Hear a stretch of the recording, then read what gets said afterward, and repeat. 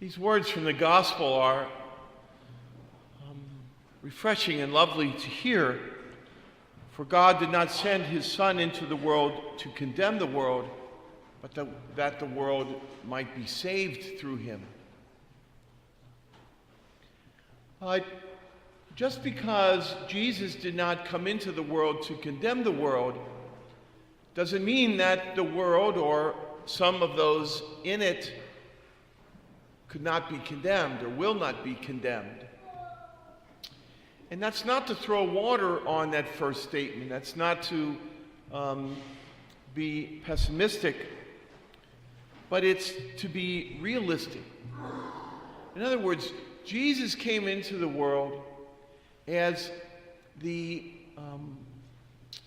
you might say, best thing that God could do to keep us from condemnation. But as we know from the first reading, human beings don't always take advantage of what God gives them. Early and often did the Lord, the God of their fathers, send his messengers to them, for he had compassion on his people. Right? But what? They mocked the messengers of God. They despised his warnings. They scoffed at his prophets and even killed them. And at some point, the Lord will take us seriously. Israel showed again and again that they did not want to be faithful to God, right? They added infidelity to infidelity in those days. And that means infidelity to God, not marital infidelity the way we usually use it. They practiced all the abominations of the nations, included the temple. They wanted to act like the rest of the world. And God tried and tried to keep them from the disaster that they were bringing upon themselves. Until finally, God couldn't, and the disaster befell them. And so it's the same with us. We can ignore the prophets God sends. We can even ignore Jesus. God does not force salvation on us. And if we want to act like the rest of the world, act like those who don't belong to God, one day God will say, okay, I believe you. You don't want to belong to me. And we call that condemnation.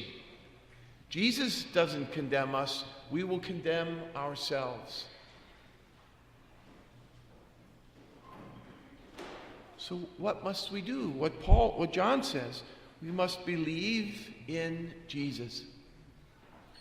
But for us, there's a little wrinkle to that. Believing in Jesus means believing in Jesus, not just as head, but believing in Jesus' body, the church. God still sends us prophets. And I thought I would just give one example. It's a pretty well-cited example, so that's why I'm choosing it. But Pope Paul VI, wrote a tiny little encyclical called Humanae Vitae. And in this encyclical, he explains that artificial contraception is against God's law. And I just thought I'd read you a couple of quick things. Halfway through, he writes about the grave consequences of using artificial birth control. And he writes this. I'll condense it a little bit. Let people consider, first of all, how wide and easy a road would thus be opened up towards conjugal infidelity and the general lowing of morality.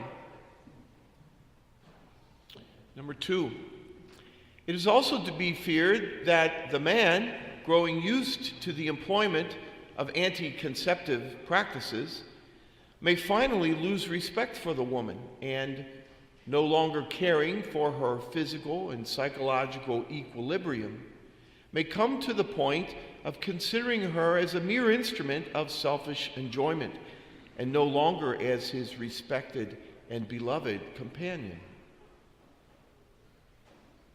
Third, let it be considered also that a dangerous weapon would thus be placed in the hands of those public authorities who take no heed of moral exigencies. Often as example of this, China is cited. But also, let's not forget that the United Nations attaches to its aid for third world countries that they adopt a population control, the population control ideas of the UN.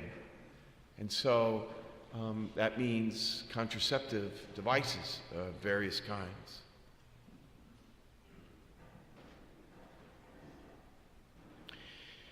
And here's the fourth one. If the mission of generating life is not to be exposed to the arbitrary will of men, one must necessarily recognize unsurmountable limits to the possibility of man's domination over his own body and its functions. So we see in all four of those, all four of those have indeed come to pass. Paul VI was being prophetic in its true sense, speaking for God about what is good and what is evil. But also we see that it was being prophetic in the sort of common parlance that of predicting things that could happen. And the homily really is not about contraception or the encyclical, but it's to show in a really obvious way that God still is sending prophets and to speak to us. You know? God is still sending, God is still speaking to us, speaking his word to us.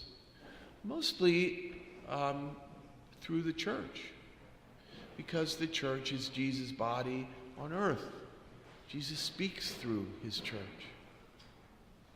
And so, while we're glad that Jesus did not come into the world to condemn the world, but to save us, we also have to remember that we can still condemn ourselves by not paying attention to Jesus, not paying attention to his word that we hear in the scriptures, but also the word that he speaks through his church.